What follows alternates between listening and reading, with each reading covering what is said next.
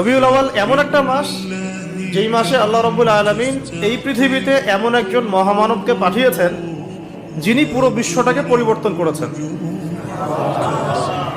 এবং যিনি এমন একজন ব্যক্তিত্ব যার অনুসরণ করা ছাড়া আমরাও জান্নাতে যেতে পারবো না।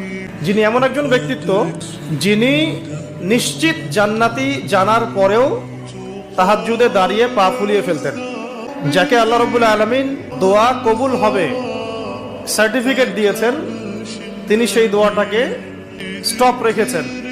কিয়ামতের মাঠে তিনি এই দোয়াটা করবেন আমাদের জন্য। এই মাসে সেই মহামানবকে এই পৃথিবীতে পাঠানো হয়েছে, আবার এই মাসেই আল্লাহ রাব্বুল আলামিন তাকে তার কাছে নিয়ে নিয়েছেন।